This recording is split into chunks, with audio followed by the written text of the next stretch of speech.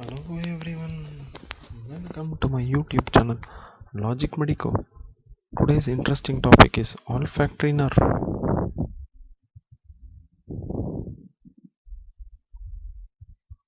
If you're new to my channel, kindly subscribe to my channel. Don't forget to press the bell button. So let's start with the olfactory nerve. The olfactory nerve is the first cranial nerve. It is the shortest cranial nerve. It is a special visceral afferent nerve, meaning it carries a special sensation called smell towards the brain. Therefore, it's called like this, from the roof of the nasal cavity. Embryologically, the olfactory nerve is derived from a thickening of the ectoderm called as olfactory placode, which also give rise to the glial cells which support the nerve. So here are the olfactory nerves. Okay, they are present in the roof of the nasal cavity. They pass through a sieve-like foramen which is present in this plate, cribriform plate of ethmoid bone. Okay, what is location of olfactory nerve? They are arranged in bundles which will pass through a foramen called a cribriform plate of ethmoid bone. The sense of smell is detected by olfactory receptors. Where are they located? They are located in the nasal epithelium. Where exactly? In the roof of the nasal cavity. The axons of these will form small bundles, just now I was telling, that is called olfactory nerves, which ultimately penetrate the smaller foramina in the roof of the nasal cavity called as cribriform plate of ethmoid bone to enter the cranial cavity or the inside of the skull. So this is how the olfactory nerve, you can see here, this is the olfactory nerve, whereas this is the olfactory receptor cell. You can see a microvilli like projection which is dipping into the mucus over here. So what happens whenever there is odoriferous substance, the substance which can cause the sense of smell, they will come, they will be volatile substance. Okay, so what happens when the volatile substance comes, it will come like this. Okay, it will enter the nasal orifice or the nostrils and it will go upwards because it is volatile, so it will stimulate the olfactory receptor cells, these cells. The bottom of these receptor cells are connected to the bipolar neuron. The axon of this bipolar neuron will pass through the cribriform plate of ethmoid bone. So this is entirely the nasal epithelium.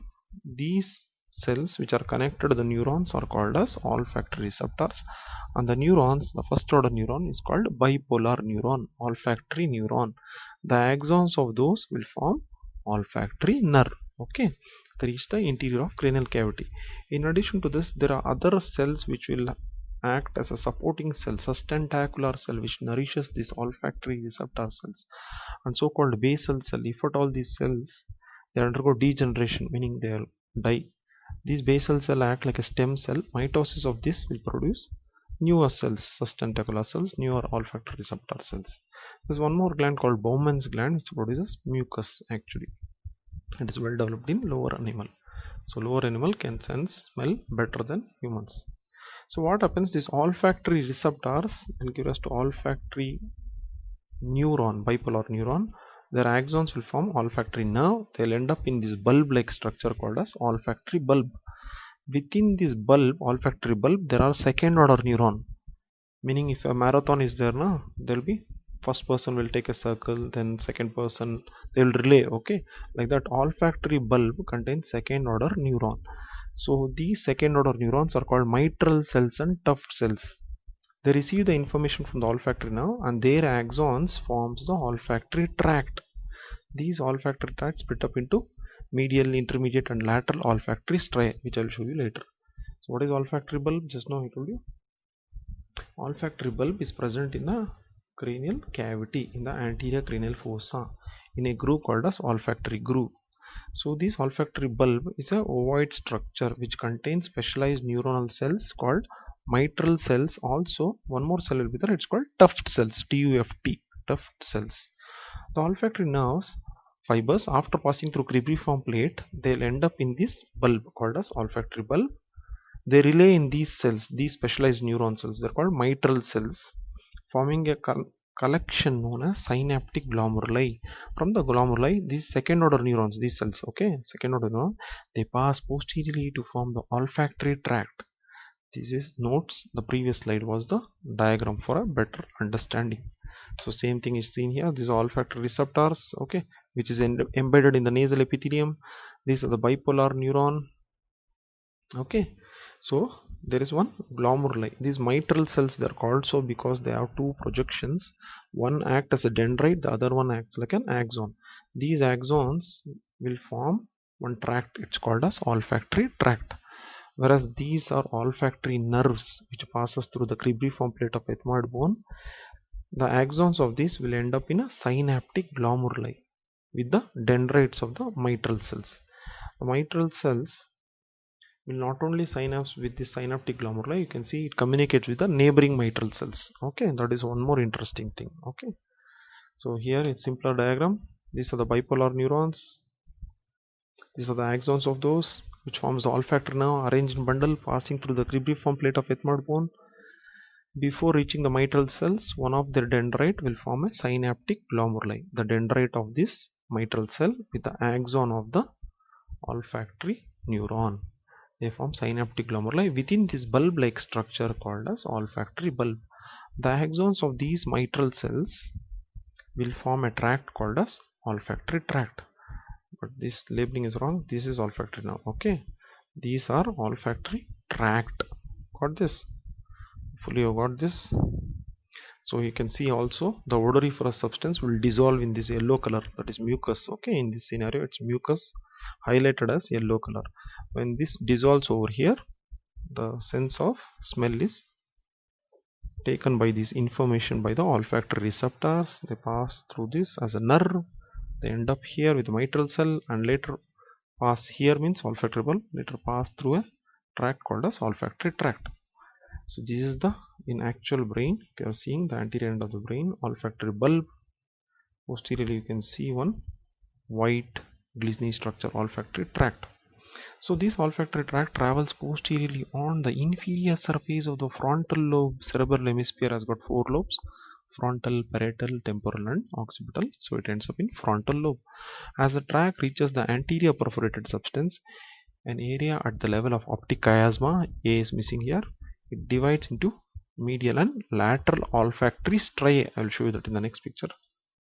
See here, this is the olfactory bulb. Okay, so many labelings, please see only what I'm showing you. This is the inferior aspect of the brain. Okay, olfactory bulb, these multiple tiny holes we are seeing are olfactory nerves. Okay, they are entered in the olfactory bulb. So this is the olfactory tract going posteriorly. This is the frontal lobe. Okay, olfactory tract is splitting mainly into medial and lateral olfactory striae. Few of the intermediate olfactory striae end up in the anterior perforated substance. Don't worry about that. You just remember medial olfactory striae and lateral olfactory striae. So same thing here, olfactory tract ends up in medial and lateral olfactory striae. So how many olfactory striae? Medial and lateral olfactory striae. We'll see where this goes. Lateral olfactory striae carries the axons to the primary olfactory cortex located within the uncus of the temporal lobe. So the function of primary olfactory cortex is to receive the sense of smell which is present in the uncus of the, this is hidden within this. Okay, this group lateral sulcus, it will be hidden within that uncus of the temporal lobe. Whereas the medial olfactory striae carries the axons across the medial plane of the anterior commission where they meet with the olfactory bulb of the opposite side. I will tell you the meaning of this. This medial olfactory striae grows into one anterior commissure where they meet the olfactory bulb of the opposite side. So they act as a modulator. Okay, the sense of smell can be modulated in humans. Okay, so here is the olfactory cortex. It's hidden within this. Okay, though it's shown in the visible part, it's hidden within the sulcus called as lateral sulcus. The location is uncus of the temporal lobe, that is called olfactory cortex. If we give electrical stimulation at this level, you can perceive the sense of smell. You can see the relation of the sense of smell with respect to other things, that is taste, it's present in parietal lobe. Sense of balance, it's present in the lowermost part of the somatosensory cortex, or area number 312. This one, vestibular cortex.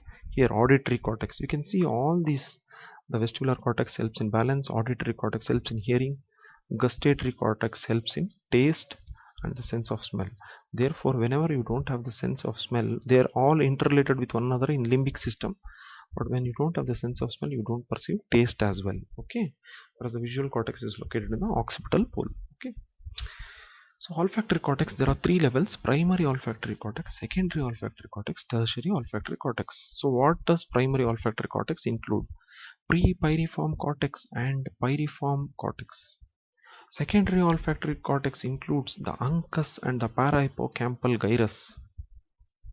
The tertiary olfactory cortex includes the orbitofrontal cortex. This is involved in emotion, okay, limbic system or emotional pathway. So these are the areas of the brain which are primary, secondary, tertiary olfactory cortex. Primary olfactory cortex, what does it do? It just receives the sense of smell. These are the areas, pre-pyriform and pyriform cortex. Secondary olfactory cortex interprets this based on the past experience, that is uncus and parahippocampal gyrus present in temporal lobe. Okay. Tertiary olfactory cortex is related to the higher emotional pathway of humans. That is, whenever you emotional system, it's related to limbic system. Whenever you get a sense of smell of some rose or jasmine or anything, you feel good, right? That is because of emotional pathway. Whereas the other ways round, whenever you feel some bad disgusting smell, you feel like puking or vomiting. That is because of emotional system. That is tertiary olfactory cortex.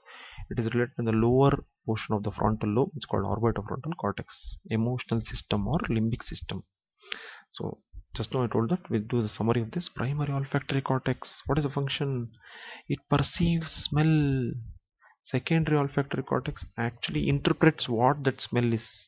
So smell is received by primary olfactory cortex. It is later analyzed, interpreted, integrated or distinguished by secondary olfactory cortex. Tertiary olfactory cortex, just now I told you, emotional behavior of the animal. If you go to a restaurant, your salivation will increase based on the smell coming over there. Different masalas or spices and all smell will be coming. That emotional behavior of you will be affected. You see the others having some delicious dish, the smell of that attracts you and you order the same dish in a hotel. So if I'm a hotel manager, I'll just tell my employees to sit in other chairs and eat whatever is not selling, so that you also come over there and purchase the same thing. That is, human emotions are controlled by tertiary olfactory cortex. Okay, that's how most of us order the same thing what our neighboring table people are actually eating. That is the logic behind this. Okay, so last but not least, the clinical importance. What is anosmia? See, anosmia refers to smell. An or a means absence. Okay, so anosmia means absence of smell. So the absence of sense of smell is called as anosmia. It can be a temporary phenomenon or a permanent phenomenon, or it can be a progressive, meaning day by day it's worsening, or it can be from birth. It's called congenital. So these are the variants of anosmia. Temporary anosmia can be caused due to infection of what? Infection of the nose because of damage to the, when you have common cold, there will be slight damage to the olfactory receptor cells. So therefore you will have temporary anosmia. Or it can be due to infection of the meninges. The olfactory nerve passes through cribriform plate of ethmoid bone. Their meninges will be there, dura, arachnoid and pia mater. So the infection of these meninges can also result in meningitis. Thereby the transmission of information, nerve impulse will be affected, resulting in temporary anosmia. I'm telling temporary here because this meningitis can be treated. Bacterial meningitis by giving antibacterial, viral by antiviral, fungal meningitis by antifungal drug. The drug has to be injected within the CSF by lumbar puncture. Okay, and common cold can be treated easily. Okay. Permanent anosmia is caused by head injury. Which area? The anterior cranial fossa. What happens? The fracture of the cribriform plate of ethmoid bone tears the olfactory nerves which are passing through it. So when the nerve itself is torn, the person will have definitely permanent anosmia. Also, the tumors of the olfactory groove, that is meningioma, affecting the inferior surface of frontal lobe, will press upon the olfactory tract. Again, same thing happens. Damage to the olfactory tract results in loss of the information reaching the olfactory cortex. Okay. Coming to the further, anosmia can also occur as a result of neurodegenerative condition. What are they? Such as Parkinsonism, Alzheimer's disease. Here the neurons are degenerating in the brain. It can be in any part of the brain. Let's consider it is there in the olfactory cortex. So when the olfactory cortex is degenerating as in Alzheimer's disease, there will be progressive loss of memory as well as smell. Progressive loss of perception of smell will be there. So this is often not noticed by the patient because the motor symptoms are more severe. Okay, and smell, most of them don't, they think it's due to old age, so they're not feeling the smell. So something other, they'll neglect that. So but if you're able to diagnose that the person has got anosmia at an earlier stage, we can delay the progression of either the Parkinsonism, neurodegenerative lesion of nigrostrial tract, or Alzheimer's disease, a diffuse temporoparietal demyelination will be there in Alzheimer's. So that can be prevented. The progression of this into a motor symptom can be avoided if you diagnose the patient has got anosmia. We'll see in the last slide how to diagnose anosmia. Anosmia is also a feature of number of genetic conditions like Kallmann syndrome, failure to start the onset of puberty, or puberty is initiated, the completion or finishing episode will not be there of the puberty, or primary ciliary dyskinesia, that is defect in the cilia.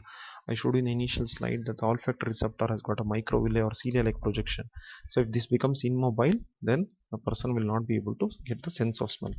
The last but not the least, olfactory assessment. Firstly, the patient should be asked if they have noticed any changes in the sense of smell or preferably the sense of taste. Then each nostril should be tested separately. We should ask the patient to close one of his nostril and identify certain smell, especially like peppermint smell or a coffee smell is usually tested. The eye should be closed because otherwise the optic nerve, which sense of vision, will come in the way. That's why we have to tell the patient to close these eyes. Instructions are given and the patient should tell out what is the smell which they are getting with the closed eyes, of course. Thank you for watching this video. Kindly subscribe to my channel and press the bell button to get the latest notification of the videos. Thank you for watching once again.